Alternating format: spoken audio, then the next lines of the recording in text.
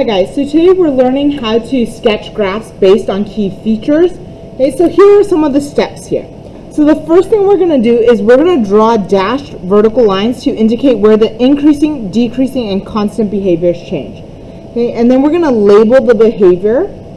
Then we're going to plot our intercepts as well as our relative maxes as hilltops and relative mins as valley bottoms. And then all we have to do is connect our dots. Okay, so let's get started. So here, we're going to make a graph with the following conditions. We're going to have an x-intercept at -3, 0, and 2, 0, a y-intercept at 0, 5. It's going to be increasing for our x values that are less than 0 and decreasing for our x values that are greater than 0. Okay, so we're going to start with our end behavior 2 first. So here, it's at where x is 0, so that is all along here. Okay. All of these points have an x value of 0, right? 0, 0, 0, 1, 0, 2, 0, 3, 0, 4, etc. Okay?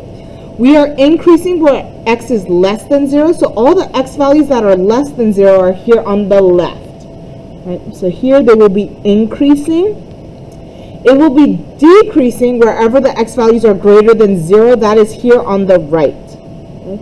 So note that I said left here, right? Because x values deal with left, and I said right here because x values deal with right. Okay, so increasing here, decreasing here. Then I have an x-intercept at -3, 0. I have an x-intercept at 2, 0. Okay, and I have a y-intercept at 0, 5. Okay. Then all I have to do is follow this. So I'm going to increase, so I'm going to go up. Okay. It's going to be an arrow here because it's for everything that is less than 0. Okay. Then on this side, I'm decreasing. I got to make sure to go through my x-intercept here.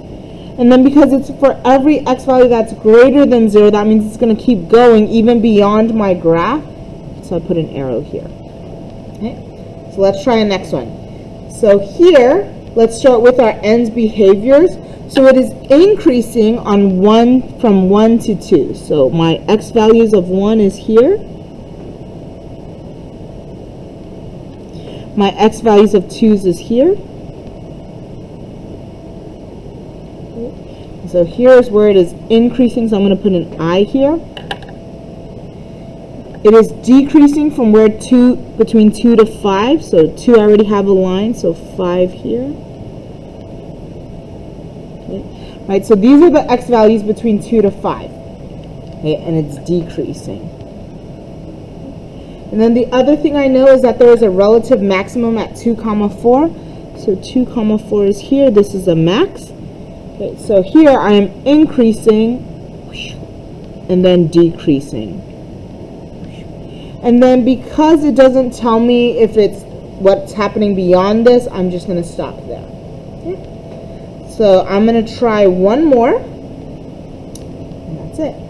So here it is increasing where x is less than -2. So here's -2. Okay, so everything x value is less than that, that's here on the left, it's going to be increasing. So increasing. Okay.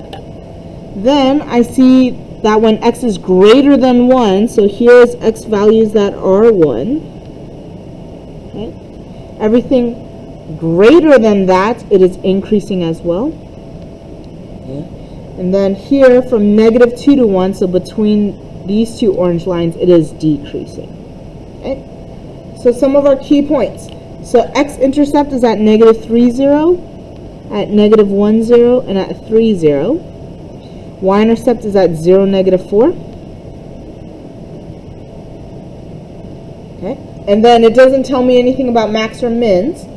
Okay, so all I know is from here first, I'm going to be increasing. Okay, and then it was everything less than -2, right? So I'm going to put an arrow because it means that it's going to keep going for all the x values -2. Okay, then here I'm decreasing, so going down, I got to make sure to hit my points. Okay. And then here on out as increasing, and it's for all x values greater than 1, so that means it's going to keep going forever and ever, so I'm going to draw an arrow like that. Okay. And that's it for today. Have a great rest of the day. Bye, guys.